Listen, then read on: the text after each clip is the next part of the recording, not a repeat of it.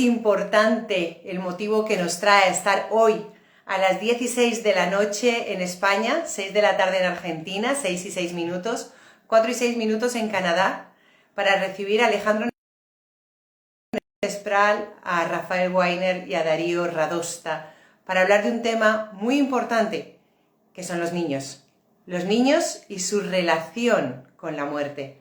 Así que vamos a ir uno por uno a ver si logramos en este momento esa conexión a 4 bandas, para que todos ellos vayan apareciendo en pantalla y podamos iniciar esta conversación.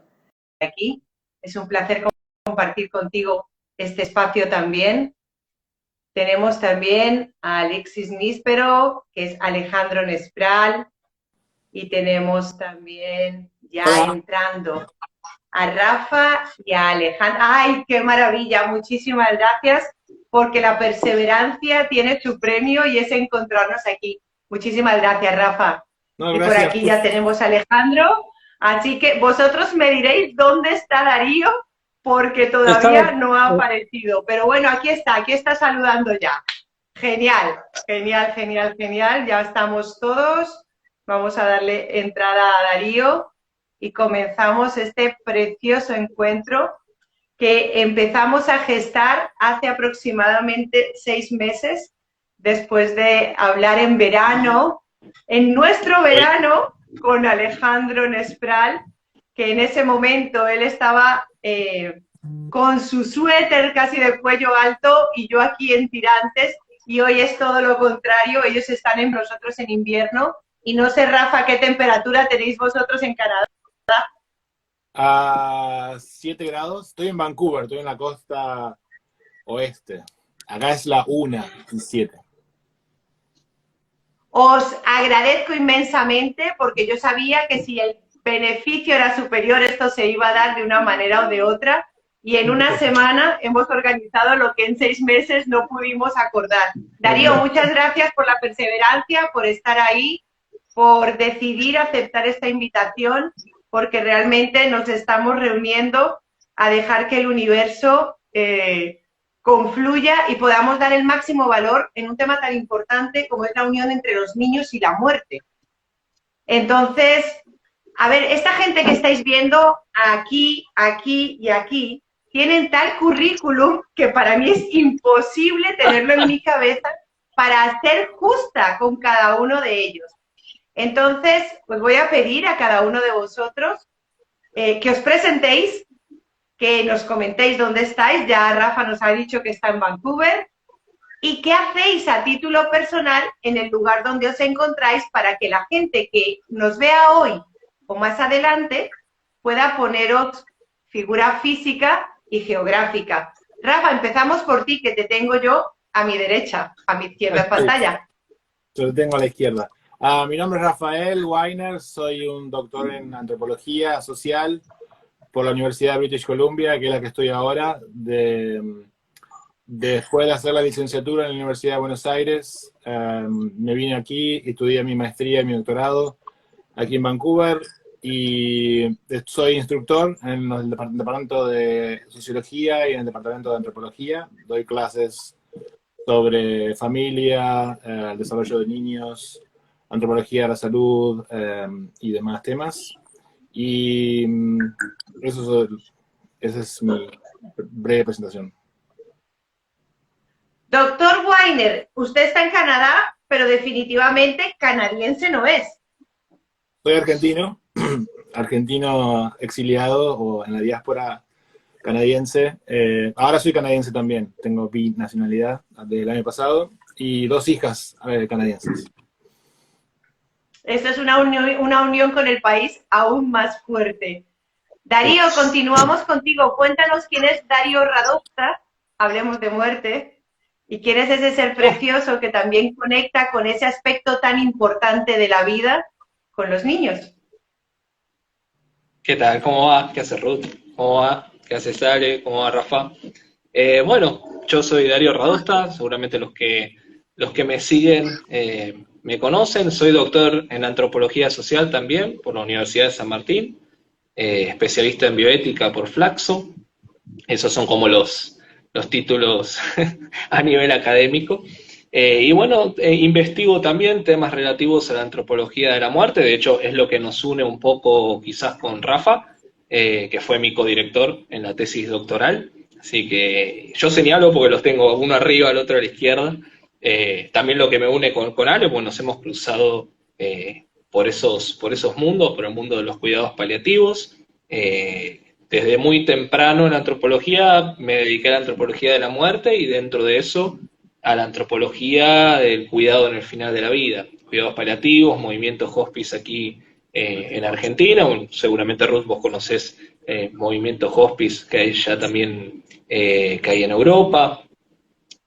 Un poco eso, y geográficamente yo me encuentro muy cerca de la Universidad de San Martín, ahí no del lado en la provincia de Buenos Aires, en Argentina, no del lado de capital, sino del lado de provincia, y es muy curioso porque con Ale, los dos estamos en Argentina, pero estamos, ahora él les va a contar seguramente, pero estamos en extremos casi opuestos. Yo estoy en la costa, en una de las costas del Río de la Plata, y él está mucho más lejos allá en la Patagonia, así que pese a que estamos en el mismo país, tenemos una distancia considerable. Darío, muchísimas gracias también por haber aceptado esta entrevista. Para mí la verdad es que es un sueño hecho realidad. Estar entre tanto doctor me hace engrandecerme a mí misma, haber recibido el honor de teneros a todos aquí. Alejandro, a ti te conozco, pero posiblemente muchos de nuestra audiencia no lo hagan. Y fue Alejandro Nespral el que me unió a Rafa y a Darío. Es la primera vez que nos encontramos los cuatro juntos. Y fue esa charla TED que os adelanté estos días la que en un momento me hizo enamorarme de esa personalidad que me adentraba a mí a conectar en que era posible hablar con los niños de la muerte. ¿Quién es Alejandro Nespral? ¿Dónde está Alejandro Nespral? ¿Y a qué se dedica hoy en día? Gracias, Ruth, por el saludo, por el espacio. Yo de los tres soy el único que no soy doctor, soy médico, no hice ningún doctorado. En el único lugar donde aclaro que no soy doctor es estando rodeado de doctores, de verdad. Soy médico pediatra, ahora supongo que volverá Dari. Soy médico pediatra, vivo en la ciudad de Bariloche, eso queda en la Patagonia Argentina. Hace ya unos cuantos años que me dedico al campo, o a trabajar en el campo de los cuidados paliativos en general y pediátricos en particular. Saludo muy especialmente a mi hermano, que veo que ahí se conectó al Instagram. Hola, Nico. Con Rafa nos conocemos hace mucho tiempo porque él estaba terminando su carrera de antropólogo y yo me estaba empezando a formar en el mundo de los paliativos, y nos conocimos en el Hospital de Niños en Buenos Aires, y hace algunos años nos cruzamos con Dari, y finalmente somos parte de un equipo, somos parte de Fundación IPA y de un proyecto que queremos mucho, que le decimos proyecto, pero me parece que es casi, te diría, una causa cultural, una causa educativa que tiene que ver con la muerte y el duelo en el contexto educativo. Así que estamos muy agradecidos también del espacio que nos das para hablar en ronda de estos temas. Bueno, la verdad es que yo os tengo que confesar que yo de antropología no sabía absolutamente nada, soy bióloga de profesión, hasta que empecé a hacer con la Fundación Meta Hospice mi especialidad en el cuidado de personas en el proceso de morir. Y el primer segmento de todo ese curso de un año fue antropología de la muerte. Y para mí fue enamorarme de algo que no conocía de nada, que en muchas ocasiones me puso las tripas patas arriba, porque no sabía lo que me estaba enfrentando, conociendo la historia de cómo el ser humano ha ido evolucionando con el tema de la muerte. Y hoy en día, de verdad, que no tiene nada que ver con lo que nuestros antecesores enfrentaban de una forma absolutamente natural y cómo lo integraban en su sociedad. Entonces, para mí es muy interesante que dos antropólogos sociales, doctorados en sus especialidades, te honra, Alejandro, el que digas, bueno, yo dentro de los doctores soy médico, pero no soy doctor, porque lógicamente dicen, bueno, es que es un doctor, ¿no? Le decimos doctor, debe ser doctor, pero es interesante que una persona como tú, con esa sensibilidad, seas capaz de decir, oye, sí, soy médico, pero doctor, estos dos que tengo al lado. Bueno, es que si no lo digo, espera, no hay sensibilidad. Si no lo aclaro, después en privado ellos me dicen, ¿qué te haces el doctor? No. Esto, pero es maravilloso. Bueno, la primera pregunta que tenemos para vosotros es, ¿por qué el interés en la muerte? O sea, ¿por qué realmente la muerte importa? Así que vamos a hacer una cosa, voy a empezar por abajo, que tengo a Alejandro, y vamos dando la vuelta, ¿vale? Y así os dejo pensar en esta pregunta. ¿Por qué la muerte importa?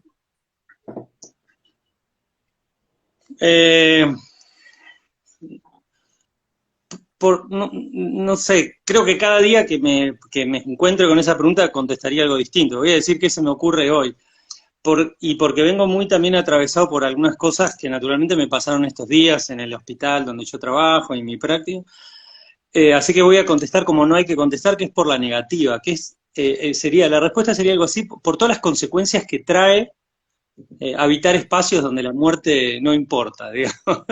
Me parece que importa porque cuando no importa, quizás en el corto plazo no pasan grandes cosas, pero a la larga la vida empieza a tomar como un color, los valores se empiezan a ordenar de una forma que a mí, en lo particular, y esto es a título personal, dirán mis compañeros qué piensan, no me resulta tan atractiva. Esa sería como una primera respuesta para mí.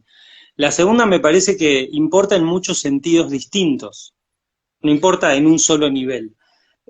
A mí me importa mucho en lo personal, tanto que la muerte es un elemento de mi práctica laboral, digamos. Trabajo con personas donde morirse es una posibilidad.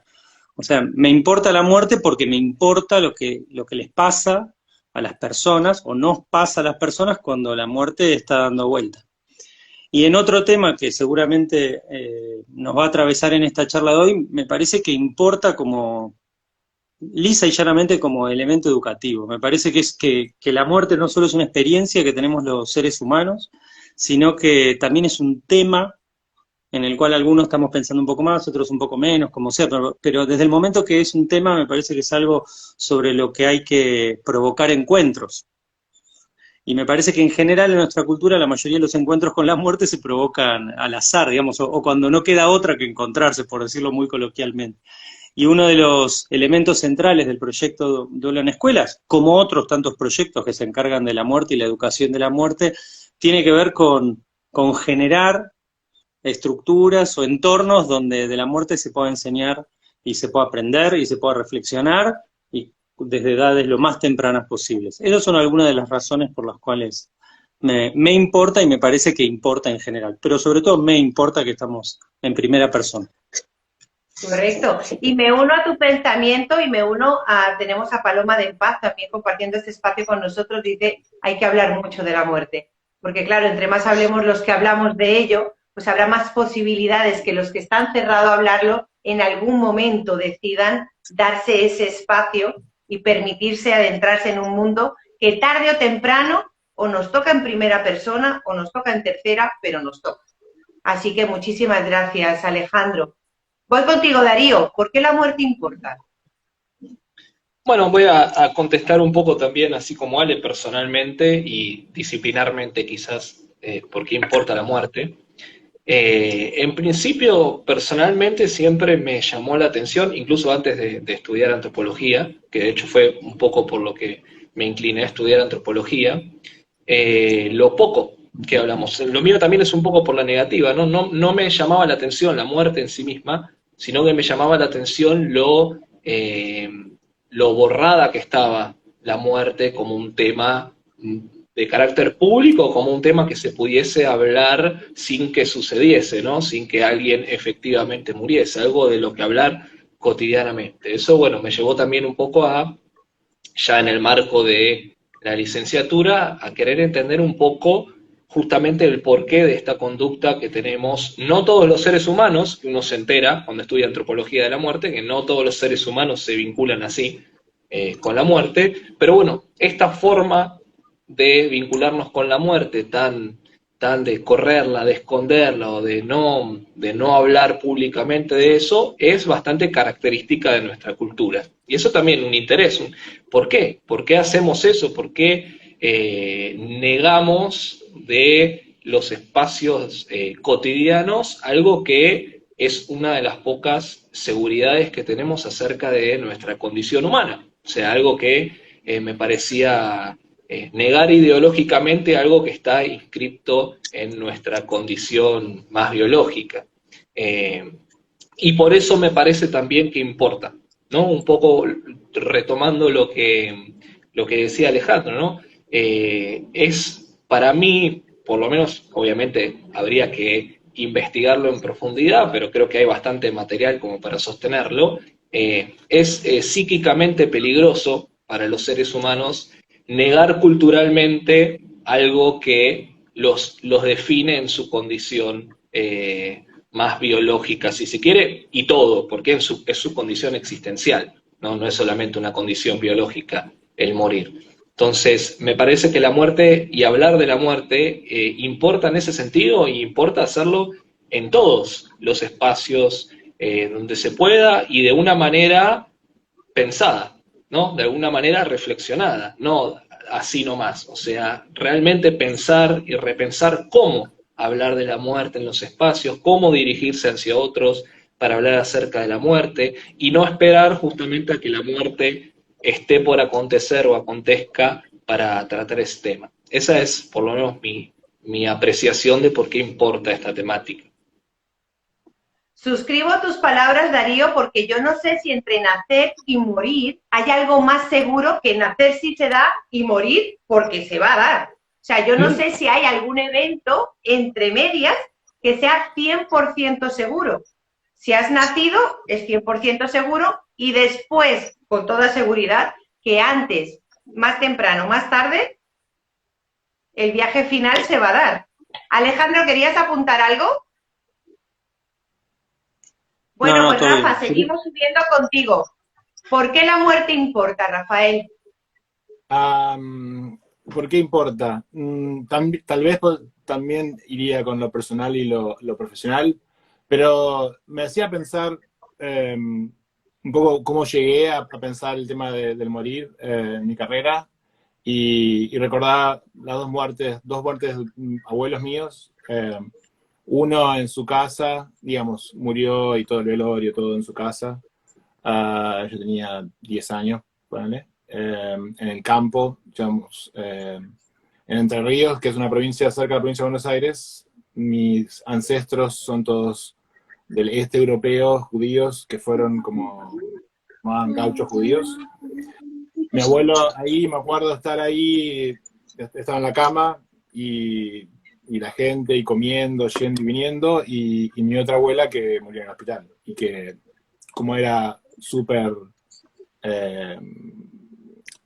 murió justo cuando todos nos fuimos un rato a casa a almorzar, como no quiso que esté nadie ahí en el momento de su muerte. Como eso siempre me interesó el tema de cómo la gente reacciona a ese momento. Pero si uno piensa, lo que vos decías, el vivir, el nacer y el morir, como dos eventos que no se pueden esquivar, en realidad estamos todo el tiempo de una forma naciendo y muriendo todo el tiempo y tenemos que pensar el morir en lo cotidiano, en esa forma productiva de morir, de que en algún lugar sin los hongos desarmando materia orgánica, los bosques no vivirían, digamos, hay una forma de pensarla que siempre me atrajo, que por ahí tiene que ver con la influencia religiosa judía o budismo también, hice una parte de mi vida. Eso por mi camino personal de cómo pensé, después en la licenciatura lo que me interesó fue, hice el trabajo en la tesis de licenciatura en la UBA, en la Universidad de Buenos Aires, fue en el hospital de cáncer, en el hospital oncológico, y ahí pensaba el tema de cómo los palestivistas construyen una idea de dignidad en el final de la vida y de esperanza en el final de la vida, a veces no como una idea de esperanza enorme, sino como micro esperanzas de, ok, si hoy estás sin dolor, por ahí podés ir a tomar un café con tu hija y como ir despidiéndose, ese tipo de cosas. Ese fue mi proceso de cómo llegué a pensar el tema de morir. Siempre me interesó, siempre leí, siempre de alguna forma fue algo pensado y de ahí pensarlo a nivel social, ¿por qué importa pensar la muerte? Es que, ¿por qué no? Digamos, no habría otra forma que no pensarla en algún lugar. Hay que encararla, digamos, como hay que ir acá hay un libro nuevo que se llama Run to the, tenés que ir hacia el peligro, ¿no? En algún lugar, lo del tabú de la muerte y no pensarlo es ponerlo bajo la alfombra y como que si no existe, no se piensa, no existe. Pero hay que ir hacia el peligro, hay que encarar y correr hacia eso y pensarlo y agarrarlo y verlo y sentirlo. Porque a todos nos va a pasar, en un lugar o a nosotros nos va a pasar. A la gente es el sufrimiento humano de ser un ser finito es algo que lo tenemos que de alguna forma trabajar en algún momento, digamos. O si no, nos va a encontrar cuando nos estamos muriendo y no lo pensamos. Es que es sorprendente, Rafa, que tenemos que pensar en algo que es una realidad. O sea, realmente es como lo decíais antes, lo tapamos, dejamos de hablar de algo que es lo único que realmente nos vamos a encontrar en algún momento. Entonces es como, vamos a hacer más difícil que lo que podía haber llegado naturalmente, lo tengamos que forzar, porque tenemos que obligarnos a pensar en lo único que va a suceder sí o sí. Y me has hecho conectar con algo, que bueno, está ahí, pero no lo había tenido en cuenta para el día de hoy, y es que yo con 4 años perdí a mi bisabuela que dormía en mi habitación. Un día estaba, al día siguiente ya no estuvo y yo no participé. Pero cuando murió la madre de mi padre, a mí me encontraron, porque también velatorio en casa, bla, bla, bla, pero mientras se exponía a ella en el salón, a ella la pusieron en una camita. Yo tenía 10 años y a mí me encontraron hablando con ella, sentada a su lado tan tranquila como si... Pero yo no tenía ningún problema. Fue la persona que me encontró la que se sorprendió y me sacó de la habitación. Y a partir de ahí mi contacto con la muerte fue nulo. Pero en ese momento para mí, pues no tuvo mayor repercusión. O sea, era mi abuela, había muerto, yo estaba ahí. Yo sentía que ella estaba fría porque además la tocaba, pero no sentía ningún tipo de repulsión. Sí, Entonces, ¿cómo los adultos nos apartan? Claro, sí. Sí, eso me hace pensar también, eso, la idea, otra de mis influencias, supongo, en el budismo hay mucho pensamiento de meditación en cementerios, o meditar sobre la muerte, meditar solamente de uno, como una forma de ir preparándose. Nosotros no tenemos esas herramientas.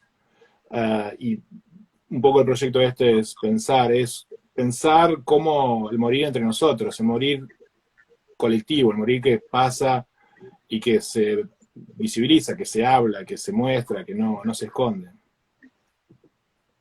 Maravilloso, la verdad es que es maravilloso cuando te juntas con gente con la que piensas parecido y sientes que en este momento como que la frecuencia se estabiliza en una elevación de una idea de colectiva, ¿sí? Porque la gente que se atreve a entrar en estos espacios cuando saben que vamos a hablar de la muerte, pero sobre todo de una muerte que sensibiliza de una forma superlativa, y es la muerte en los niños, el duelo para los niños. O sea, cuando hay un niño en medio de una conversación de adultos, hay una atención especial, y yo creo que es correcto para que los adultos que nos estén viendo a través vuestro encuentren recursos y herramientas para cuando tengan que sostener a sus hijos, a sus sobrinos o a los niños de su entorno, porque va a haber muchos profes, muchos maestros accediendo a este directo en algún momento para saber de qué manera 2 doctores y un médico hablan del duelo en escuelas.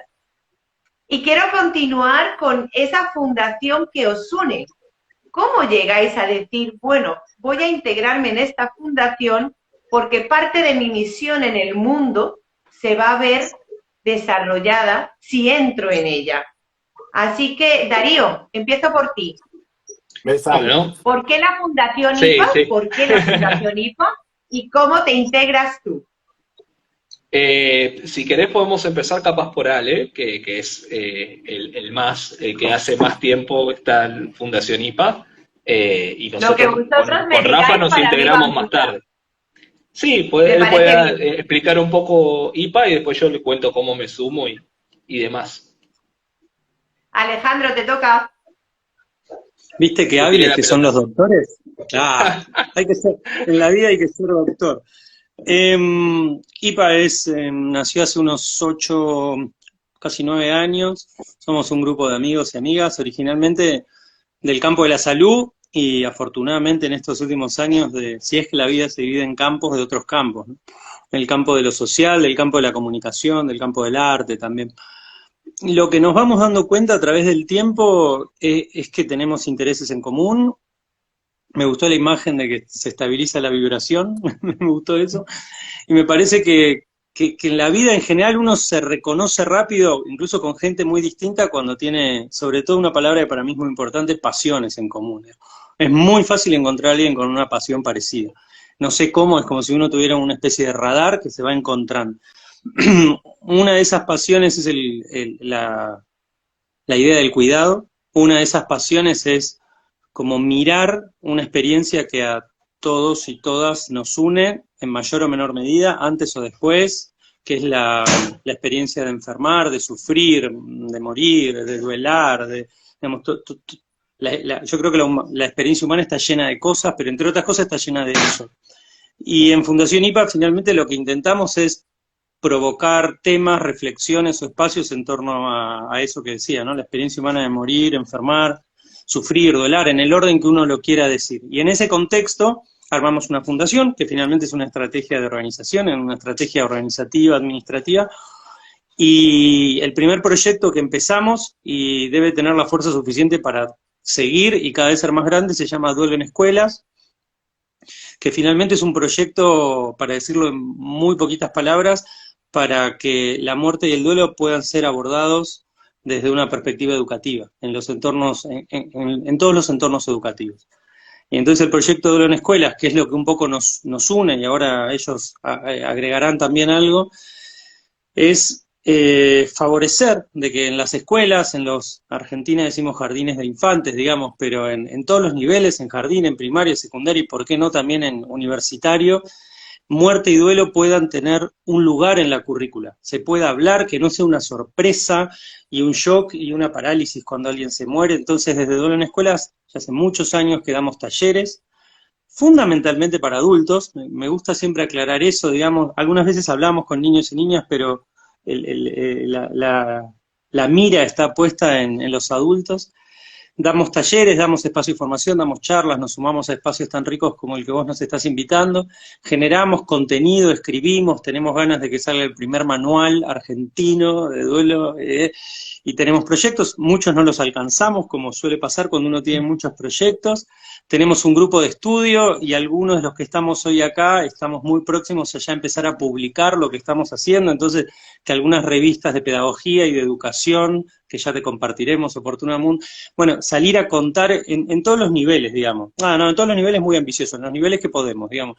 En un nivel de enseñanza, en un nivel comunitario, reflexivo, en un nivel, si se quiere, más científico, ir a los congresos educativos o a los congresos de cuidados paliativos, por ejemplo, a hablar de estos temas, porque finalmente, y ya me voy a callar la boca, no teman que ya me silencio, pero lo que venimos viendo es que pedagogía de la muerte, ese es el marco teórico que nos une, pero muerte y duelo en el ambiente educativo es un hermoso y desafiante entrecruzamiento de disciplinas.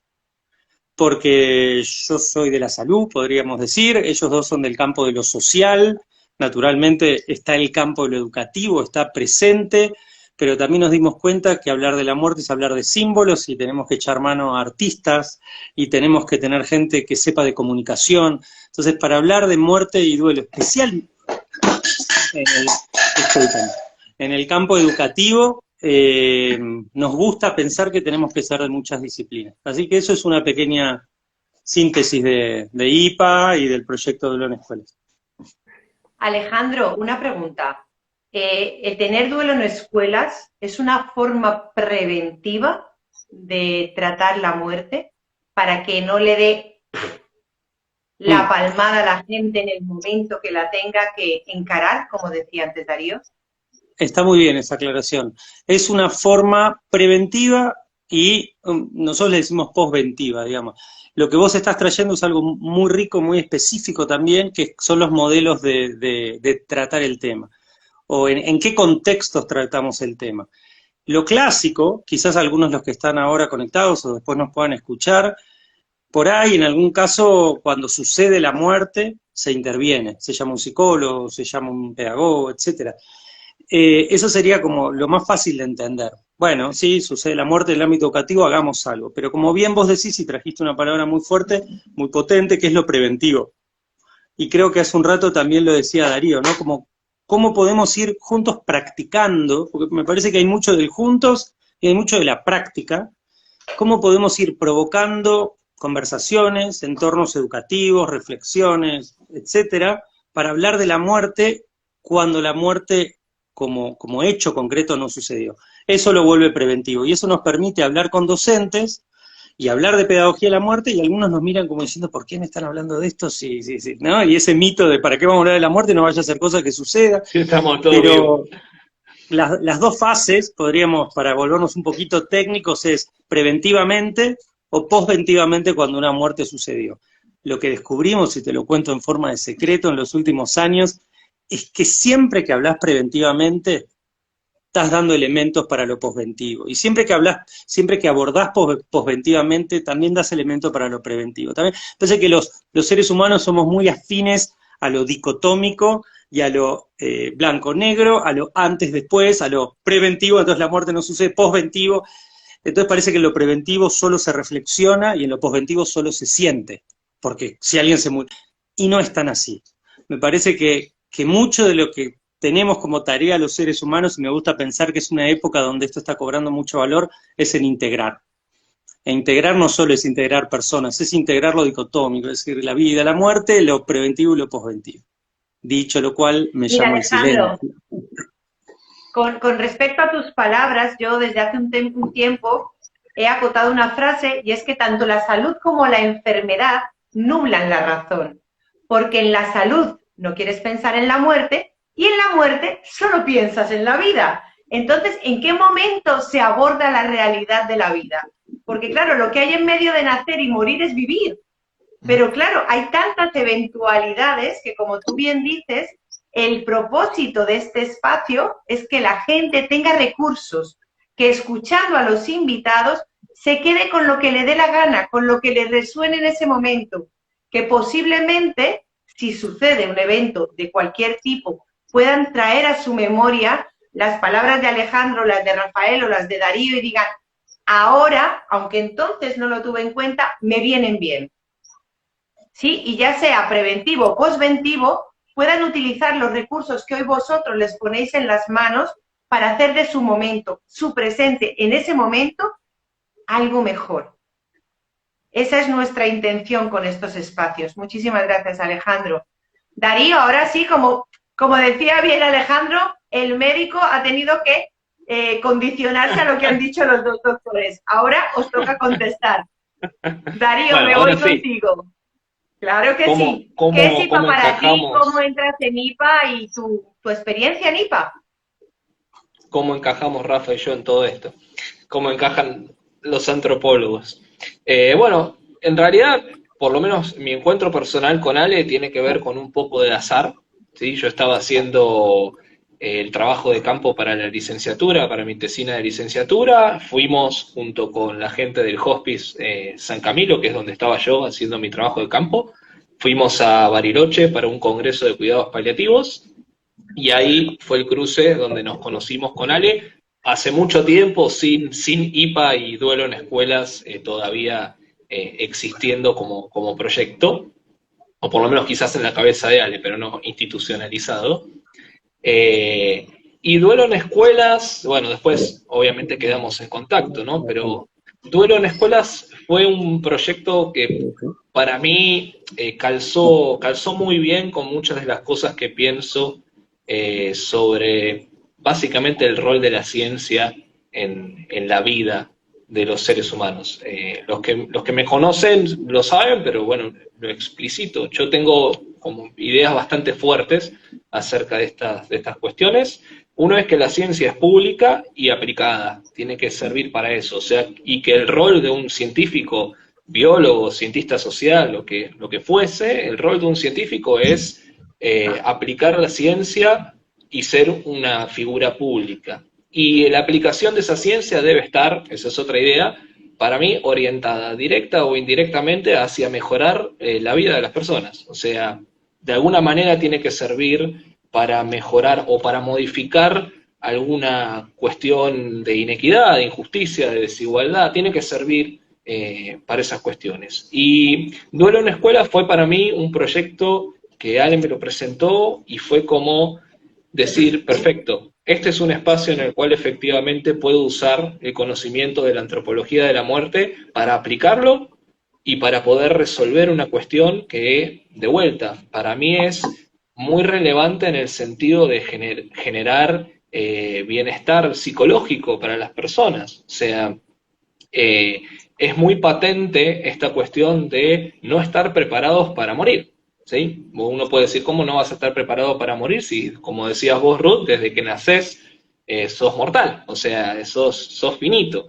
Bueno, pero la gente no vive con esa conciencia de finitud justamente por el tipo de cultura en el cual vive. Y la antropología tiene muchas herramientas para poder desarticular esas ideas tan obvias que generalmente asociamos con la muerte y con el morir. Entonces yo creo que Duelo en Escuela fue como un proyecto que permitió eso, y encima en un ámbito en el cual yo creo que el mayor potencial para un cambio cultural está dentro del ámbito de la educación. ¿Sí? El ámbito de la educación es donde se empiezan a formar de alguna manera los próximos, las próximas personas que van a formar parte de la sociedad, donde aprenden a socializar. Los niños no es solo una cuestión de información, la escuela y la educación, y ahí es donde van incorporando también las pautas culturales con las cuales se van a manejar en sociedad. Entonces, ¿qué mejor lugar para empezar a tocar el tema de la muerte, ¿sí? El tema de la finitud, y a empezar a formar una conciencia de finitud que en el ámbito educativo, desde los primeros niveles hasta los últimos, ¿sí? ¿Por qué esperar a estar en el borde del final de la vida para tratar algo que sabías desde que naciste? O sea, Duelo en Escuelas a mí me resonó de muchísimas formas, personalmente y a nivel de el cambio cultural que puede llegar a provocar en el largo plazo. A veces con las ciencias sociales pasa eso. Los cambios que podemos producir son muy en el largo plazo, entonces uno no ve quizás en el momento lo que está logrando y después 1 o 2 generaciones más tarde se da cuenta de que efectivamente se ha producido un cambio cultural enorme. Ahí encajamos con Rafa, y más específicamente, y ahora le dejo a Rafa para que también cuente un poco de eso, nos encargamos de la parte de investigación, ¿sí? Esto que contaba un poco Ale de las publicaciones, de investigar, desde las ciencias sociales, nos encargamos un poco más de eso. Le dejo a Rafa si quiere que cuente un poco de eso y lo que quiera contar.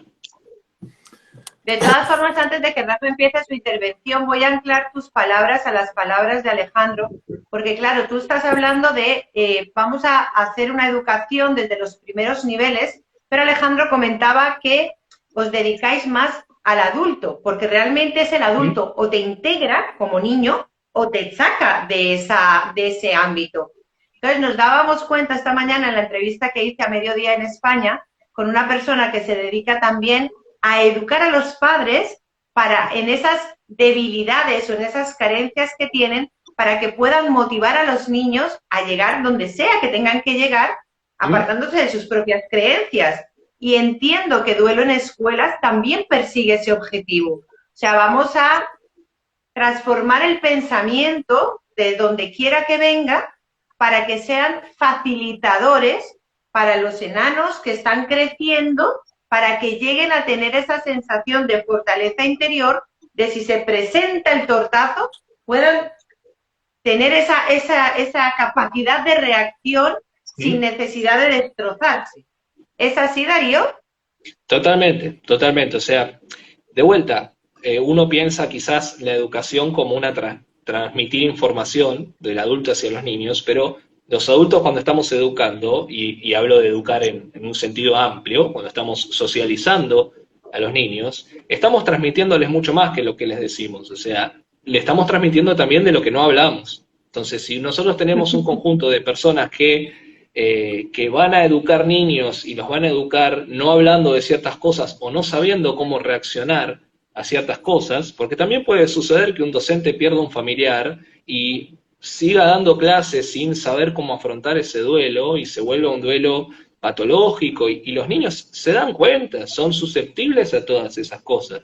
Entonces, como mencionabas vos, si nuestra reacción va a ser alejar a los niños de eso, los niños van a crecer en un mundo en donde entiendan que la muerte es algo malo y de lo cual no tienen que hablar, y que asusta hasta a los adultos, que son su punto de referencia de seguridad, ¿sí? Más un docente, una maestra, ¿sí? Es un punto de referencia de seguridad cuando uno es un niño. Madre, padre, docente, profesor, ¿sí? Entonces, tenemos que pensar bien una pedagogía con conciencia de finitud, que es uno de los objetivos de duelo en escuelas, porque si dejamos estas cosas liberadas a las capacidades de cada uno, nos encontramos con estas cuestiones, de que los adultos tampoco sabemos cómo lidiar con la muerte, y le transmitimos eso a los niños, se los terminamos transmitiendo. Muchísimas gracias, Darío. De verdad que es absolutamente maravilloso poderme sentir capaz de suscribir cada una de vuestras palabras sin ser doctora ni médico. Así que es maravilloso. Es justamente lo que decía Alejandro, es que se equilibra la frecuencia porque cuando tienes esa pasión por algo y sobre todo por contribuir al bienestar de los demás, con lo poco o mucho que sabes, porque te vas especializando en ello, sobre todo en mi caso, cada día poniendo frente a la pantalla a profesionales que os dedicáis a favorecer que otros hablemos de la muerte.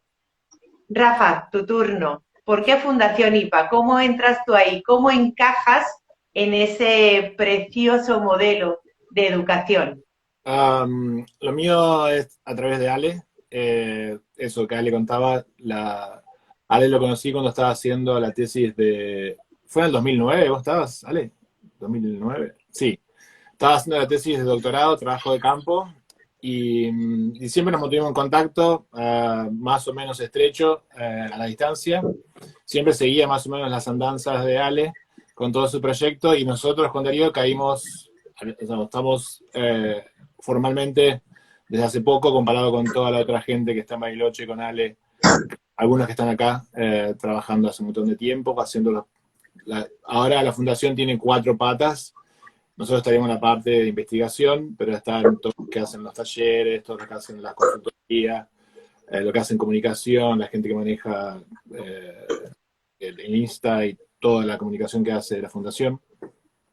Y nuestra entrada vino para el lado, digamos, de mi lado también, porque mi punto de entrada fueron los niños, mis tesis de maestría y doctorado fueron enfocadas en niños con enfermedades, en la maestría, enfermedades muchas veces terminales, y ahí era con el equipo de cuidados paliativos, donde estaba Ale formándose, y después la tesis de doctorado era más específico niños con cánceres de sangre, hematológicos, y se trabajó a campo con el equipo de cuidados paliativos, pero la unidad de infectología, que son los que trabajaban con los niños con cánceres, y se internaban a los niños cuando estaban en el hospital y tenían una infección, y hematología, los que manejaban los cánceres. Y siempre me interesó la agencia de los niños, cómo manejan,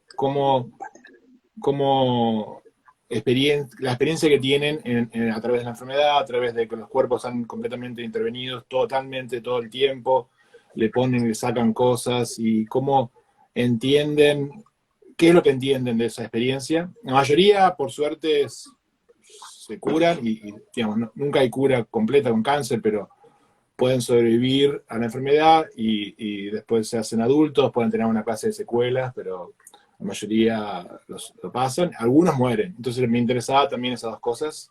Siempre me interesó eso. Un artículo último es sobre el humor, por ejemplo. Los niños desarrollan un montón de formas, de tácticas para entender lo que les está pasando, y a veces humor lo usan, digamos, como una arma en contra para criticar a los médicos por la forma de intervenir en sus cuerpos y demás, o de colectivizar su experiencia con médicos, enfermeros, sus padres y demás. Ese fue mi punto de entrada, y bueno, también el proyecto en sí mismo también me interesa mucho por eso que decía Darío y Ale, de la capacidad de generar como cambios así tipo efecto mariposa, pero ir viendo cómo esas intervenciones que hace el proyecto en una escuela específica en realidad tiene efectos en un vecino, en otra escuela, en otro director que se dio cuenta que hicieron un workshop que les recibió, digamos, la pregunta tuya de preventivo, hay una parte que no se puede prevenir, el sufrimiento no se lo va a prevenir, lo que sí es prepararse o tener alguna clase de herramientas en el toolkit que puedan de alguna forma ayudarnos a navegar esa experiencia que es inevitable, que puede ser la enfermedad, el sufrimiento o el morir.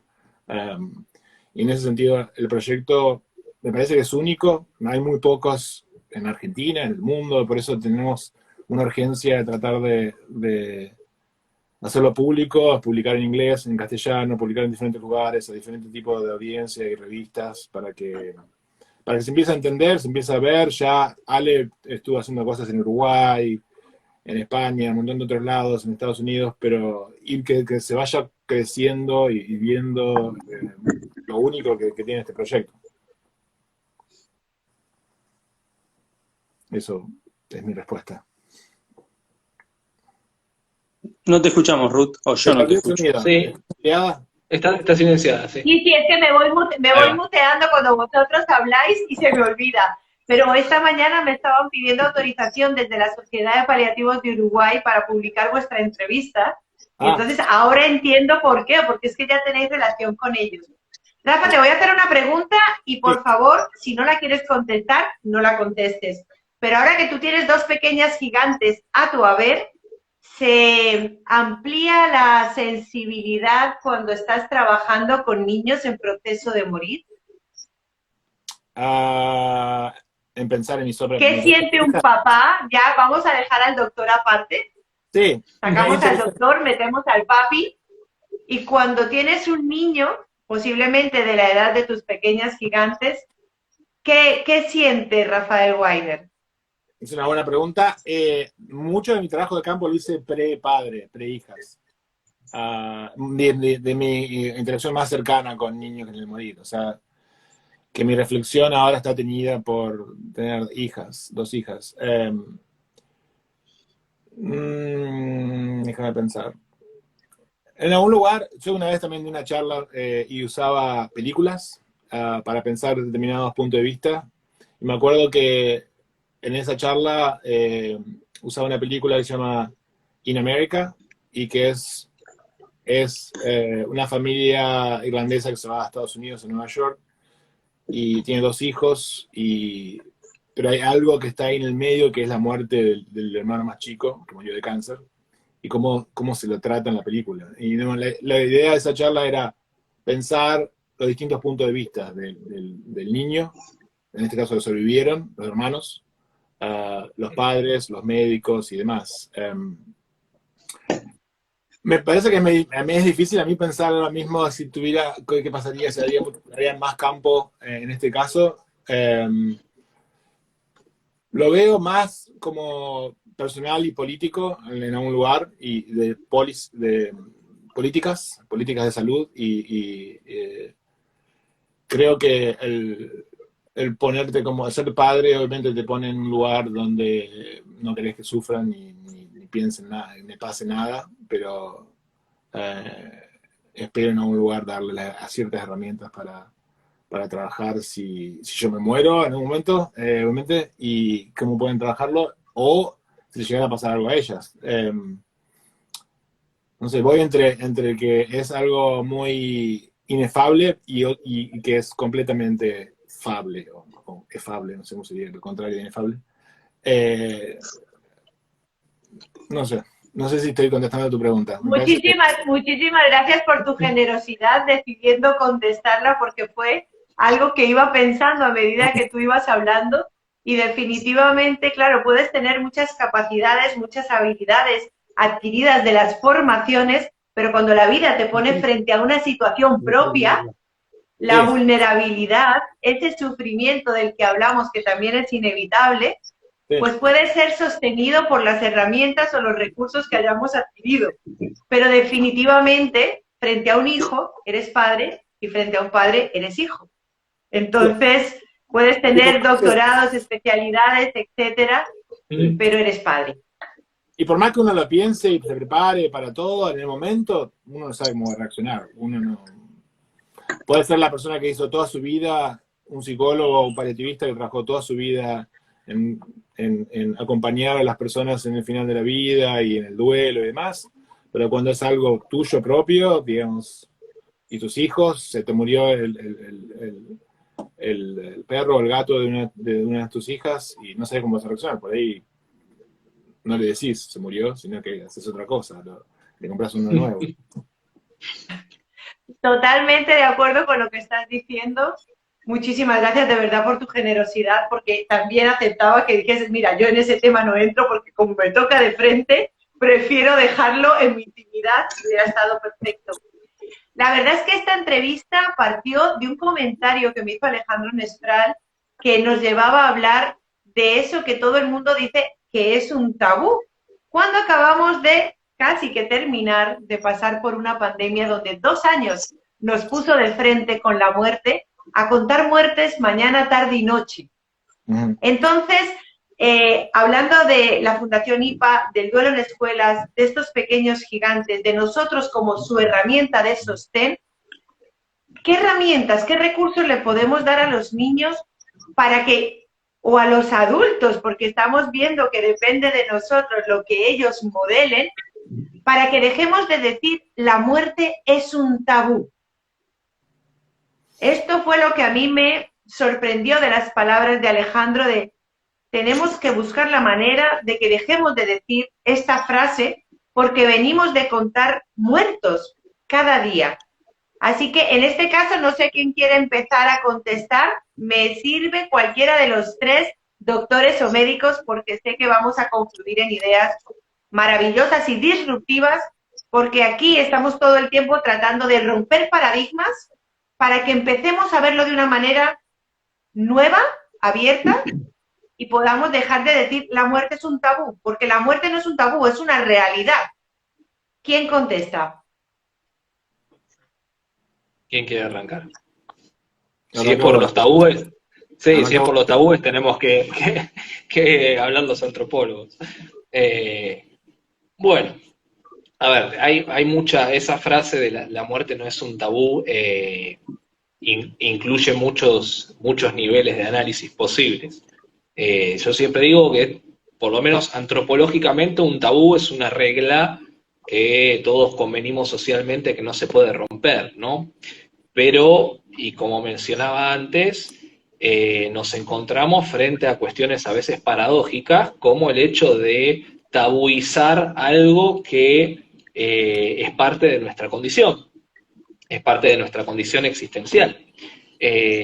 Y fíjate vos, Ruth, que mencionabas el hecho de la vulnerabilidad, yo siempre marco estas cosas, que los occidentales hemos creado una cultura en la cual varios de los pilares en los cuales se basa nuestra cultura van en contra de nuestra condición y nuestra existencia humana. Uno es, bueno, esto, la inmortalidad, esta creencia de inmortalidad, que va en contra del hecho de que somos finitos. Otra es la invulnerabilidad, ¿sí? El hecho de fomentar que nada nos haga nada y glorificar a las personas que no pueden ser dañadas, o sea, esa ideología de la invulnerabilidad que va en contra de nuestra ontológica vulnerabilidad.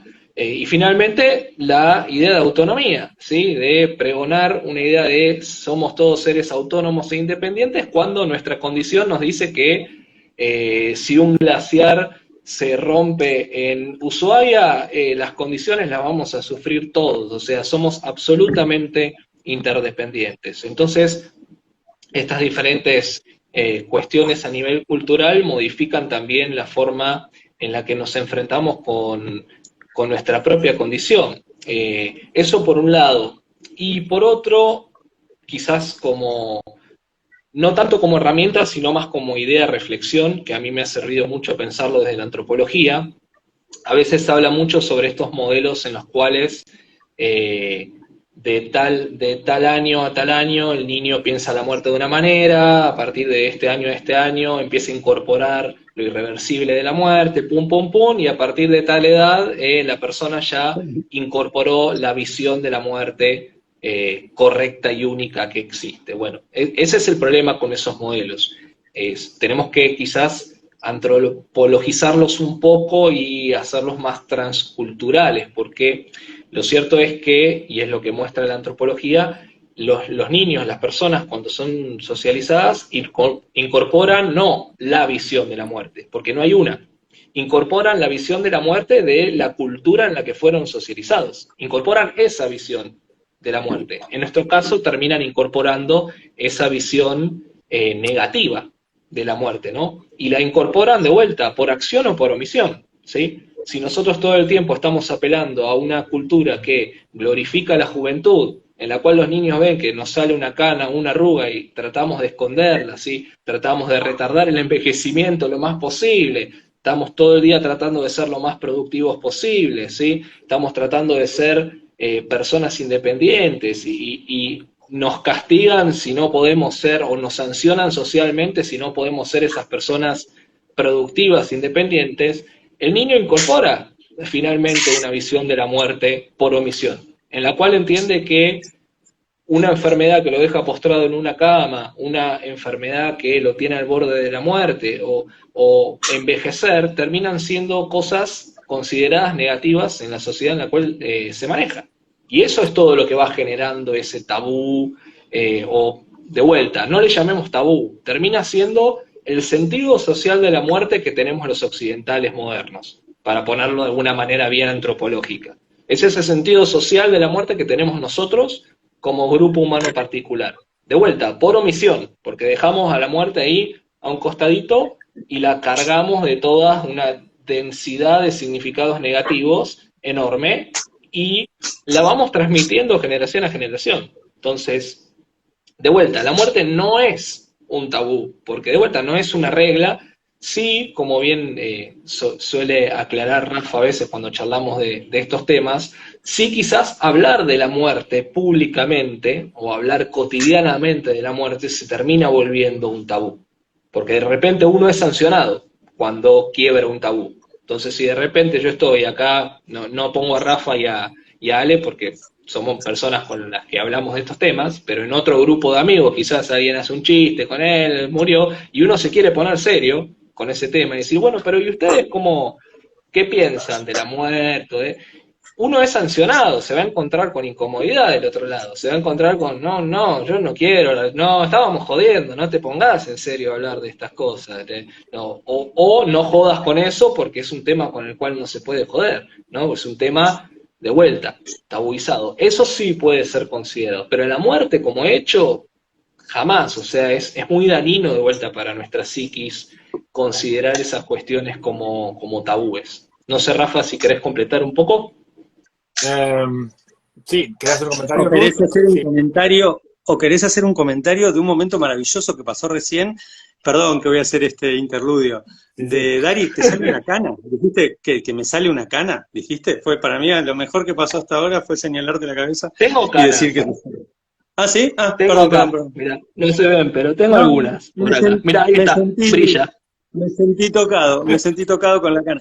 No, yo quería decir algo, Ruth, Bueno, si nos queda tiempo, de claro herramientas. que nos queda tiempo el que queráis, pero yo os voy a hacer un apunte, yo voy a cumplir 52 años, vi mi primera cana hace por lo menos 10 y ese mismo día dije, no vuelvo a echarme ningún tipo de tinte, adoro las canas, pero claro, socialmente, como vosotros bien decís, también hacemos así como echarme algo, por Dios, que no se me vean. Es maravilloso. Alejandro, continúa. No, vos creo que mencionabas algo de las herramientas y yo fui perdiendo como confianza en las herramientas. Voy a ir por ese lado. Cuando generalmente una escuela nos llama, la escena ya que se repitió muchas veces en los años porque los teléfonos circulan y demás, nos llaman, no, ahora sí hablo con Fundación IPA, somos de la escuela tanto, falleció un alumno, un docente, un profe o algo, y nos dijeron que ustedes nos pueden ayudar con herramientas, digamos, palabras más, palabras menos, el primer contacto de una institución educativa arranca así. Y cuando muchas veces nos juntamos físicamente, o nos juntamos en el Zoom en la pandemia, lo que cuentan es esto, necesitamos una herramienta, ¿no? O necesitamos herramientas. Por supuesto que sí, las hay, por supuesto que algunas vamos a mencionar, porque esto no se trata de negar el valor de la herramienta, pero sí me parece entender que a veces cuando uno tiene un problema, generalmente las herramientas lo que vienen es a solucionar o ser una parte de la solución, ¿no? Y ir tan rápido, no por vos, estoy hablando en general, cómo nos llega el pedido de herramientas. Lo primero que hacemos cuando nos pide herramientas es decir, pará, las herramientas después las vemos, quizás no sean lo más importante, y lo que es más curioso, quizás ya las tengas las herramientas, ¿no? Porque si hablar de la muerte en la escuela se resume en un catálogo de herramientas que uno se pudiera bajar de una página web, me parece que llevamos el tema a una zona muy playita, ¿no? Como de muy poquita profundidad, porque finalmente es como una especie de receta, y lo mismo da preparar una tarta, hablar de la muerte o arreglar un techo. Entonces, sí hay herramientas para hablar de la muerte y en general. Pero primero yo creo que hay que darle un poquito de contexto al problema. Porque si no fuera un problema, las herramientas no serían necesarias. Y entonces muchas veces lo que hacemos con los docentes es, ¿cómo están con el tema? ¿Qué es lo que cuesta? O a veces fuimos aprendiendo ¿cómo sería? A preguntar con más minuciosidad, ¿qué tipo de herramienta necesitas? ¿Para qué querés una herramienta? ¿Para hablar con un niño en el aula? Pero por ahí querés una herramienta para ver qué hacer vos con tus emociones, o como decía Dari, que a veces censuramos la charla entre adultos, por ahí lo que querés es una herramienta para con tus compañeros docentes hablar del tema. Digo, las herramientas tienen que ser la solución de un problema, y me parece, en un intento muy simplista de decirlo, pero que el problema grande de la muerte y la educación, y lo digo con la humildad de quien trabaja en salud, y siempre pidiéndole respeto al que trabaja como educador, o pidiéndole permiso también, es que si los adultos y las adultas estuviéramos más a disposición de las necesidades de los niños, niñas y adolescentes en todos los temas, para hablar de la muerte, para hablar de la alegría, para hablar de la tristeza y para hablar de los sueños y las pasiones, quizás no necesitaríamos tantas herramientas. Me parece que el problema para luego el cual buscamos herramientas es que los adultos no sabemos bien qué hacer con el tema. Por eso la insistencia de trabajar con los adultos. Generalmente un niño de 4 años, como mi hija, que ya apareció varias veces en el video y está por allá, no te vienen a pedir herramientas, te vienen a pedir compañía, te vienen a pedir un espacio de charla, te vienen a pedir un espacio de juego, o te vienen a pedir un abrazo porque su encuentro con el tema es emocional. Entonces, si tuviera que elegir una sola herramienta, si hubiera un supermercado, digamos, de herramientas para hablar de este tema, pero tuviera plata para comprar una sola, me llevaría la herramienta que tiene que ver con que los adultos y las adultas tengamos un encuentro con este tema. Y estemos a disposición. Porque la herramienta de qué película usar, o la herramienta de qué hacer si 20 niños en un aula se emocionan, finalmente son estrategias pedagógicas. Porque algo que siempre les recordamos a los docentes es que esta frase es como de la categoría que trae Dari de la muerte, no es un tabú, digamos, es como un título. Hablar de la muerte, para mí, es muy fácil.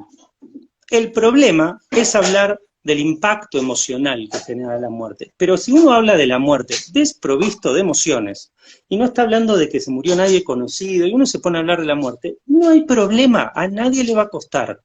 La muerte se pone difícil cuando despierta emociones. Entonces, ¿cuál puede ser una herramienta para el docente? Las herramientas que a diario usan en el aula, que es gestionar emociones. No estoy subestimando la expertise que podría tener la educación para la muerte. Claro que la hay. Claro que hay que estudiar y claro que hay posgrados para aprender sobre pedagogía de la muerte. Y uno podría ser especialista en el tema. No estoy dejando de lado eso. Estoy diciendo que ante todo, el encuentro con infancias que están atravesadas por el tema de la muerte es un cúmulo de herramientas para manejar emociones. Cuando uno está muy triste, siempre le decimos esto a los docentes, la tristeza es una, lo que varía es la intensidad, no es que hay una tristeza por la muerte y una tristeza porque se me rompió la cartuchera, son intensidades de tristeza, y generalmente cuando empezamos a recorrer este camino, primero baja la ansiedad de las herramientas, que es lo primero que nos dicen, dame herramientas, Y muchísimos de los docentes y muchísimas de las docentes se empiezan a conectar con una idea muy potente y muy interna de cada uno. Y te miran con una cara que con los años yo aprendí a reconocer que es, ah, yo sé un poco del tema. Ah, si el tema es ese, yo un poco sé cómo acompañar a un niño si está triste. Hay alguien en el chat comparte una frase que estoy de acuerdo, los docentes no saben ni por dónde empezar con este tema, como idea general estoy de acuerdo, pero yo diría que no siempre. Muchísimos docentes sí saben por dónde empezar con el tema cuando uno reacomoda el tema. Me parece que el problema no es la muerte. Sí, lo que yo estoy de acuerdo con lo que estoy diciendo y te agradezco inmensamente la aclaración que has hecho sobre el tema herramientas, porque realmente lo que ellos necesitan en un momento dado, cuando se ha presentado la situación, es el ibuprofeno para el dolor muscular del momento y no la solución para mantener la salud permanentemente. Entonces, el asunto es, en la entrevista que hice esta mañana quedamos en algo que era que los adultos, los profes de hoy, son los niños de ayer que vienen con sus limitaciones y sus creencias y también tuvieron adultos que los extrajeron de hablar de la muerte. Entonces es como ponerte en el plan compasivo de, no es que no sepan, como tú bien dices, las herramientas pueden que ya estén dentro, pero también se las taparon, se las bloquearon. Entonces, hasta que llega alguien y les tira de la mano y les dice, ven que tú puedes, ¿sí? Y se empiezan a sentir también empoderados para ellos mismos y empoderados para sostener. Porque como tú bien dices, si tú tienes 20 enanos llorando porque hay una silla vacía en medio del salón, tienes que estar siendo capaz de permitirte a ti incluso sentarte con los nanos en la silla y llorar con ellos. Y decir, es que tristes estamos todos y de esto salimos juntos. Cada uno a su ritmo, cada uno con su tiempo, pero no sé si va por ahí tu intervención con el tema de herramientas de gestión, pero para siempre. O sea, herramientas de gestión. Eso se parece a lo que decíamos hace un rato de cómo se mezcla lo preventivo y lo posventivo. Yo lo que creo, y habiendo participado en más de, no sé, 80, 100 asesorías, 100 espacios con docentes, no sé, un montón, no importa cuántos, es que tengo como mucha idea de con qué cara llegan los docentes a esos espacios y con qué angustia y con qué ansiedad también de mañana los tenemos que recibir en el aula, qué les vamos a decir, y al cabo de una hora, hora y media, con cuánta calma se retiran diciendo, ok, mi rol como docente es este. Me parece que muerte y duelo en educación, en mi humilde mirada, hay que desarmar un poco cuál es el tema. Y volver a hacer preguntas del estilo, Ruth, por ejemplo, vos sos maestra, ¿para qué elegiste ser maestra? Porque hay un momento donde si vos comprendés, pero en el sentido profundo de la comprensión, no solo la racional, sino la afectiva, de que claro que muerte tiene que formar parte de la educación, no hay otra, no existe. La muerte en la educación, la muerte en la vida en general, pero la muerte en el entorno educativo es el elefante dentro de la habitación, siempre estuvo ahí, nunca lo había visto. Cuando se produce ese encuentro con el tema y cuando, en el sentido más rico de la palabra, el docente se siente acorralado, ricamente lo digo, dice, y te mira con cara de, ¡ay, no tengo escapatoria! Claro que tengo que hablar de este tema. Y le digo, ¿y querés que hablemos de herramientas? Sí, pero a ver cómo... Y las herramientas terminan siendo intervenciones precisas de, bueno, sí, técnica en todo caso. A ver cómo se habla. Vos sabías que a los 6 años la comprensión de la muerte es distinta a los 9, porque, bueno, mirá esta bibliografía, mirá este tema. Yo cuando vos hablabas recién de 20 niños llorando, yo me pregunto si desde el punto de vista técnico, traigamos la palabra técnica, porque las intervenciones que los docentes y las docentes hacen en relación a la muerte son técnicas, técnico-afectivas, pero técnicas. No es que una maestra que habla de la muerte lo hace porque es buena. No tiene que ver con la bondad esto, tiene que ver con una tarea dentro de la matriz educativa. Yo me pregunto si técnicamente, ¿qué es más difícil? Lo voy a decir y no lo voy a contestar, por lo menos para que sea retórico. ¿Qué es más difícil? ¿Acompañar a 20 niños tristes como docente, o acompañar a 20 niños que no logro llamarles la atención con un tema, y yo les quiero generar atención con un tema? Desde el punto de vista técnico, No desde el punto de vista de la carga emocional con la que me voy de la escuela con los hombros cansados. No, desde el punto de vista técnico-pedagógico, ¿qué es más difícil? Yo evidentemente ya tengo una respuesta para esa pregunta. Digo como para desanclar parcialmente la idea de que hablar de la muerte siempre es sostener emociones. Porque si no, otra vez caemos en el reduccionismo de, oh, alumno mío, hablemos de la muerte y lloremos juntos. No, porque la mayor parte del tiempo nadie se está muriendo y también se puede hablar del tema. La mayoría de las veces que uno provoque una conversación de muerte en un aula, lo que va a tener no son llantos, son risas, son incertidumbres, son nunca lo había pensado. Entonces también me parece interesante que los adultos repasemos qué creemos que es la muerte, porque si la muerte es desgarro, llanto y lágrimas negras, eso va a ser lo que vamos a llevar al aula, a la plaza, o a las rondas familiares, o al consultorio de pediatría.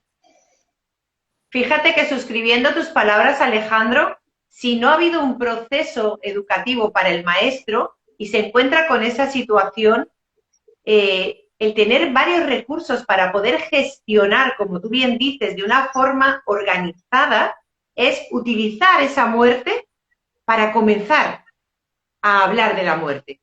O sea, no como ha sucedido, por ejemplo, en mi ambiente con una muerte infantil, en que fue un tratamiento de un día, algo que nadie sabía por dónde pillar y ya se cerró, no se volvió a hablar del tema. Si ya que ha sucedido, y una muerte infantil habitualmente no es una muerte de una familia, es una muerte de una comunidad, de un colegio, o sea, es una muerte que perturba un ambiente muy amplio, aprovechemos esa muerte. Vamos a resignificar la muerte y a darle nombre, muerte. Y a partir de ahí aprovechamos para hacer esa pedagogía con los peques, con los menos peques, con los adolescentes y con todos, y tenemos un punto de partida para comenzar un proceso. Pero si lo volvemos a sellar, estamos haciendo que, como decía Darío antes, se vea de una forma negativa y crezcamos pensando que es una cosa negativa. Bueno, tengo yo a Rafael callado y no quiero, doctor Weiner, que ustedes se me vayan a intranquilizar porque no ha tomado la palabra. No pasa nada. ¿Es la muerte un tabú en Canadá? ¿Cómo desmitificamos a la muerte teniendo ese rol paterno, pero también ese rol científico? Tiene muchas partes, ahora que dijiste en Canadá, porque acá, como en España, tenemos las leyes sobre asistencia médica de morir y demás, que es otro tema aparte que también me interesó, que hizo que se hable mucho más de la muerte. Pero volviendo a la pregunta, ¿la muerte es un tabú? No lo creo. Creo que la muerte está en todas partes, la vemos, digamos, la pandemia fue eso, cantidad de muertos, todo como algo, como números ahí afuera. Lo que hay es dos clases de procesos, y también relacionado con lo que decía Ale, de lo afectivo de la muerte, también me hacía pensar cuando hablaban, hay un filósofo coreano, japonés, que se llama Chun Han, que escribió un libro que se llama La sociedad burnout, la sociedad quemada, digamos, donde dice que en general en Occidente no podemos pensar, hay un exceso de positividad, estamos todo el tiempo pensando cómo mejorarnos, cómo la salud, cómo cómo actualizarnos, cómo, si pensás toda la idea de fitness y de que llegamos a un momento que hay un exceso de pensar cosas positivas, digamos, la idea de, no, tenés que pensar en positivo, ¿verdad? Y lo que hace es completamente anestesiarnos de pensar cosas que lo consideramos como negativas. Entonces, en algún lugar me parece que la muerte está siempre en todos lados, digamos, ve una película de Rambo y ahí mueren 150 personas en una escena, ¿no? O sea, la gente muere todo el tiempo en todos lados, en los videogames, en lo que fuera, pero ver una película o encarar algo donde vemos a alguien morirse enfrente de la cámara, eso no vemos, eso es como que lo sacamos. Entonces, me parece que la muerte como tabú no es tabú en el sentido de que hay procesos implícitos o explícitos de hablado o no hablado en relación a la muerte y en ese lugar, por eso lo que decía Darío, de hablar sobre la muerte tal vez sea un tabú, que digamos, la idea de los tabúes en antropología también es que es una regla que prohíbe hacer algo. Y la prohibición en algún lugar siempre se rompe, siempre se rompe. El tabú, el clásico en la antropología, el tabú del incesto. Y uno puede pensar la cantidad de violencia doméstica que hay, donde padres o gente en relación jerárquica dentro de la familia rompen eso, con abuso sexual o lo que fuera. Siempre se rompe esas prohibiciones. La prohibición de hablar sobre la muerte tal vez esté ahí, y por eso hace que se haga implícito y no se hable de eso. Pero como dice Ale, digamos, es en algún lugar es algo que tiene que ver con, sí, con el manejo emocional de uno mismo y de los otros. En el contexto específico de la escuela, es como generar, generar formas de que eso que está implícito y no hablado se saque y se lo ponga ahí arriba para que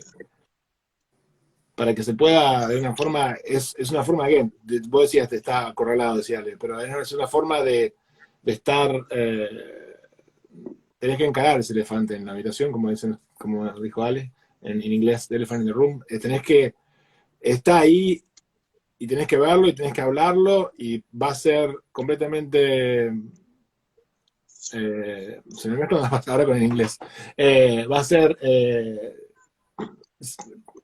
uncomfortable, ¿cómo se dice? Incómodo. Incómodo, perdón, sorry. Va a ser incómodo, o va a generar reacciones, o vas a generar caras, como vos veas, las caras de los maestros, como te dicen, no sé qué hacer con esto, pero tiene que ver con esa cultura de exceso de positividad, donde no te permite de ningún lugar, de ninguna forma, habitar ese sufrimiento de uno o de otros, habitar esa incomodidad y ponerle palabra, identificarla, ver cómo hacemos con esto. Se murió el chico, se murió el maestro, ¿cómo lo trabajamos? No sé si... Yo, espera, quería como tirarte una, Rafa y Dario, a ver qué les parece. Saliendo un poquito del tabú, digamos, la dicotomía de eso no es tabú, finalmente como una especie de, por ahí un poco no es, disparador. Hay argumentos antropológicos y otro poco está bien. Yo entiendo cuando la muerte es un... Pero me parece que también lo que veo es que hay una tensión constante entre lo íntimo y lo público, digamos, ¿no? ¿Qué es territorio de la intimidad y de lo privado? Con esto con Daria hablamos bastante la última vez que nos vimos en el Congreso, y qué es social, qué queda adentro y qué queda afuera, ¿no? Y me parece que la muerte todavía es una de esas conquistas que está muy arraigada en lo íntimo. Pero yo vuelvo a esta idea, ¿no? La muerte no es nada, lo importante son las emociones que nos despierta la muerte, propia, ajena, digamos. Pero la muerte desprovista de emociones, no es ni interesante hacer un vivo de Instagram sobre ese tema. Pero me parece que lo que sí sigue siendo íntimo, y me gusta pensar con un sesgo de optimismo que en las últimas décadas, al menos de las que yo fui testigo, va cambiando, es el dolor, es el sufrimiento, es lo oscuro, es lo innombrable, todo eso que, al menos cuando yo fui a la secundaria, digamos, en la década del 90, en el aire flotaba la idea de que el dolor, lo íntimo, las emociones, la tristeza, eso era territorio de lo íntimo. O lo hablabas chiquitito con un compañero o con un profesor que tenía esa sensibilidad, pero era claro que eso no hay que abrirlo, ¿no? Las emociones que muchas veces genera, las emociones genuinas, lisas y llanas, que genera el dolor de la pérdida, me parece que hay una oportunidad educativa en hackear cerebros y plantar la idea de que no necesariamente tiene que ser territorio de lo íntimo y que puede ser hablado. Yo creo que varias veces desde que armamos esta sala de 4 usamos un verbo que es hablar de la muerte. Y en eso, si me permiten un segundo, me quería detener, porque con la muerte se puede hacer un montón de verbos, no hay que hablar de la muerte. Hablar es una de las cosas, pero en el contexto educativo no hay que hablar y nada más. Hay que hablar, hay que jugar, hay que pintar, hay que sentir, hay que gritar, hay que cantar, digamos. Claro, porque lo que pasa es que si la muerte es eso que está allá, que no sé cómo hacer, vamos a seguir egresando de la escuela, no sin saber hablar de la muerte, sin saber nada con la muerte, sin tener una relación. Nosotros los adultos y las adultas las cosas que sabemos hacer son porque las venimos practicando hace un tiempo. Si yo hoy me tuviera que tirar de parapente de una montaña de Bariloche, no sabría cómo hacerlo porque nunca lo practiqué y me daría muchísimo miedo por otro lado. Entonces, es esperable que si a los 30, 40, 50 años nunca le dimos muchísima bola a la muerte y de repente tenemos que hacer algo en la muerte, no vamos a saber qué hacer. Y en general a los adultos nos pasa lo mismo que a los niños. Cuando no sabemos qué hacer con algo y creemos que ese algo es muy grande y nos va a lastimar, salimos corriendo y nos da miedo. Entonces me parece que educar para la muerte, siendo educar una especie de campana que incluye el hablar, pensar, sentir, reflexionar, aprender, evaluar. Hay que sacarse una buena o una mala nota si te toman un examen de la muerte. Digamos. Hablar de la muerte supone un montón de prácticas. Acá sí aparecen las herramientas educativas. Pero quería traer esta idea, primero de lo íntimo y lo privado. Sacar de la penumbra las emociones que genera la ausencia. Sacarla. Porque a la primera vez llamará la atención, a la segunda, ¿te parece? Y la tercera ya está. Las escuelas que tienen currículas, que las conocemos al menos en Bariloche, que tienen currículas donde duelo es un eje, cuesta, duele, pero es habitual. Es muy difícil hablar por primera vez en la vida de un tema que nunca hablé y que encima culturalmente creo que va a doler. Entonces, con la muerte hay que hacer muchas cosas. Me gusta, para mí la palabra educación tiene tanta potencia que la veo como una especie de mamá de las otras palabras. Pero hay que educar, no hay que ir a la escuela a hablar de la muerte, porque si no, otra vez lo reducimos a una práctica. Quería decir eso. Sí, definitivamente lo que estás diciendo es, vamos a integrar la muerte en la vida, porque como es parte de ella, no vamos a hacerla como que sea una cosa aparte, vamos a hacer una materia de la muerte. No, vamos a integrarla en la vida, para que sea una cosa natural cuando suceda. ¿Que nos va a perturbar? ¿Que nos va a hacer sentir tristes? ¿Que vamos a llorar? Pues sí, o posiblemente no. Pero si hemos venido viviendo, sabiendo que algún día va a suceder, pues lo más seguro es que, yo digo lo del bambú, que suena un poco manido, pero es verdad, o sea, vale, nos vamos a mover, vamos a ir de un lado, pero vamos a volver. Porque al fin y al cabo, la vida sigue hasta que se acabe. Sí. ¿Tenéis alguna intervención más que hacer cada uno de vosotros para dar por finalizado este live bueno, es que por mí podría estar hablando con vosotros, pero es que aquí ya va a ser la medianoche y por mí encantada de seguir hablando. Pero me gustaría que cada uno de vosotros terminara a su manera, hablando de la vida, de la muerte o de lo que queráis, porque realmente sé que vamos a terminar con mucho valor. Así que, ¿quién desea comenzar esta ronda de finalización? Si quieren, arranco, que me quería quedar con algo que mencionó Ale, que también hemos charlado mucho de esto de la diferencia entre lo público y lo privado, la dicotomización entre lo público y lo privado, que también, de vuelta, la gente tiene que entender que eso es una pauta cultural nuestra, diferenciar algo que es el ámbito de lo público y algo que es el ámbito de lo privado, y después marcar qué pertenece a cada uno de esos ámbitos, ¿no? La muerte sería algo del ámbito de lo privado, la sexualidad sería algo del ámbito de lo privado, no son temas públicos. Y haciendo analogía quizás con la cuestión de no tanto la sexualidad, pero sí más las relaciones afectivas, que hace poco tiempo también se pensaban como algo del ámbito necesariamente de lo privado. Y el feminismo y la antropología del género nos hicieron darnos cuenta de esto, de que eso era un sentido socialmente asignado a las relaciones afectivas y que muchas veces detrás de esto pertenece al ámbito de lo privado, de esto no se habla, escondía mucha violencia de género. Entonces, repensar esas cuestiones, meternos políticamente en las relaciones afectivas entre las personas, las relaciones interpersonales, nos permitió también poder desarticular esos mecanismos de violencia. Y acá con la muerte lo mismo. Si uno deja la muerte en el ámbito de lo privado, de eso no se habla, de eso es íntimo, es de uno, no, uno tiene que pensar públicamente en la muerte, uno tiene que integrar la muerte nuevamente a la vida social. Como dice Ale, imagínate que vos cursás jardín, primaria y secundaria y cuando llegás al final te toma un examen en el cual no aparece nada de lo que aprendiste en el transcurso del colegio y aparecen cuestiones relacionadas con la muerte, algo para lo cual nadie te preparó. Bueno, básicamente la vida es eso, porque vos llegás a la edad que sea, porque la muerte puede suceder en cualquier momento, llegás a la edad que sea y estás enfrentándote a la muerte y no aprendiste absolutamente nada acerca de cómo enfrentarte a eso. Y bueno, ya para cerrar por lo menos yo, sí, en varias oportunidades me ha pasado así a título personal de gente que se te acerca y te dice, yo no soy psicólogo, soy antropólogo, pero bueno, gente que se te acerca y te dice, tengo este duelo, esta situación, esta cuestión, me molesta, me jode, no la puedo solucionar, no la puedo resolver, y uno de mis consejos siempre es hablar, o sea, hablar en su sentido más amplio, exponer de vuelta, públicamente, romper ese paradigma de lo íntimo y lo privado de la muerte, porque lo único que genera es no poder compartir el sufrimiento, y el sufrimiento cuando se lo comparte, se libera uno también de ese sufrimiento, porque se entera que los demás se están sintiendo de la misma forma en parte, o sea, hablar de esas cuestiones, hablar de los duelos, hablar de la dificultad de hacer el duelo, hablar de todo, ¿sí? De todo el tiempo, no esperar a que suceda algo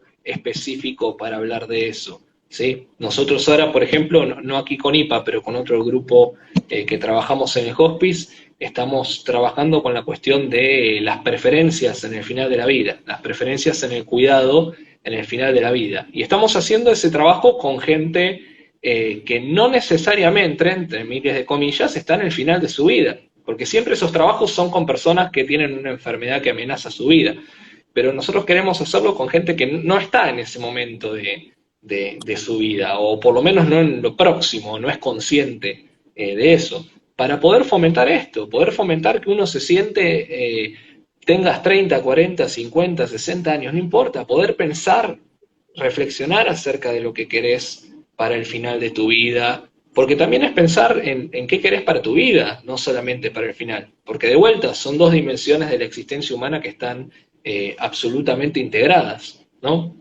Así que yo por lo menos me despido con eso. Darle su espacio a la muerte. Siempre, siempre intentar hablar de eso.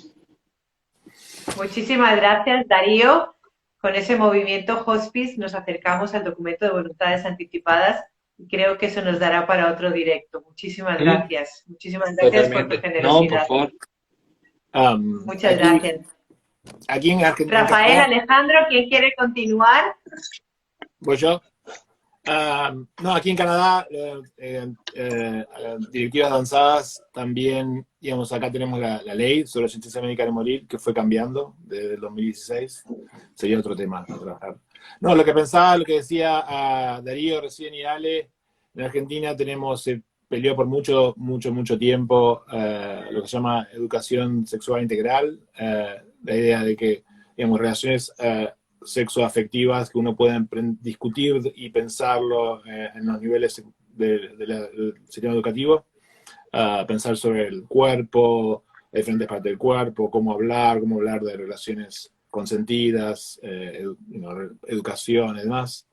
Y no, pensaba tal vez tendría que haber un EMI, una educación del morir integral, una forma donde podamos pensar todas estas cosas que hablamos hoy dentro de la currícula educativa, dentro de pensar de vuelta, la muerte, no sé si se puede pensar, porque como evento específico vamos a estar nosotros ahí en un momento con el nivel psíquico, afectivo, biológico que sea, pero el morir sí se puede pensar, y lo que pasa después del morir, qué ideas, creencias pueden tener uno u otros. Me parece que generar una forma de pensar integralmente el morir desde todo el punto de vista biológico, socio-antropológico, emocional, interpersonal y demás, otros niveles, sería algo útil. Cuando Darío hablaba también de consejos y demás, de hablarlo, yo siempre, cuando se muere alguien, amigo, o algún amigo de un amigo, un familiar de un familiar, mi consejo siempre es, cada vez, digamos, vas a estar muy triste, obviamente, ¿no? Pero cada vez que veas algo lindo en el mundo, digamos, un atardecer, un amanecer, un colibrí cantando, una flor o algo, que es un objeto de belleza, algo que te eleva en un lugar internamente, pensar como internamente, como un pensamiento, dedicárselo a esa persona que se fue, ¿no? Como pensar, te dedico esto en algún lugar, para pensar que el morir y vivir es lo mismo, no hay mucha diferencia, son parte del mismo proceso y uno puede tener una visión completamente agnóstica y creer que se termina todo y no hay nada, y igual puede pensar ese atardecer que estás viviendo, dedicárselo a esa persona que se fue, como una forma también de conectarte con lo que pasa más allá, que nadie lo sabe, pero también lo que pasa acá, en el más acá, lo que pasa dentro del corazón de uno, lo que le pasa cuando uno acompaña a un amigo, a un familiar o a alguien, a un niño que durante el duelo, como una forma también de estar presente, de estar ahí juntos. Ese era mi último comentario. Rafael, muchísimas gracias. De verdad que yo me siento maravillosamente Muchas gracias a entre ti. doctores. Es absolutamente magnífico sentirnos unidos en la distancia en un propósito. Alejandro, tienes el final de esta entrevista en tus manos, así que, por favor. Solo para traer un color distinto al que traían Rafa y Dari, el artículo que estamos próximos a presentar es a través de una encuesta, que encuestamos casi 800 docentes y les preguntamos cosas muy sencillas, ¿no? Y una de las cosas que le preguntamos es cuánto interés le generaba hablar de formarse en estos temas. Y el 80% dijo que mucho interés. No sé, lo traigo como un ejemplo de que somos muy prejuiciosos, digamos, con tantísimos temas, le tenemos mucha confianza al juicio que elaboramos sobre una persona, sobre un tema. Ya sabemos si nos va a gustar una película antes de verla. Y creo que en el tema de educación y muerte es un muy buen ejemplo para dejar de lado los prejuicios. No, y cada uno tendrá los que tenga. Es un tema imposible hablar en la escuela, los chicos se van a poner mal, los padres se van a enojar, digamos, el prejuicio que uno tenga, sobre todo negativo. La experiencia nos enseñó que en 8 años de un proyecto que gira, en el cual hemos trabajado con más de 100 escuelas, hemos trabajado con casi 1.500 docentes y con un impacto indirecto calculado en más de 25.000 niños,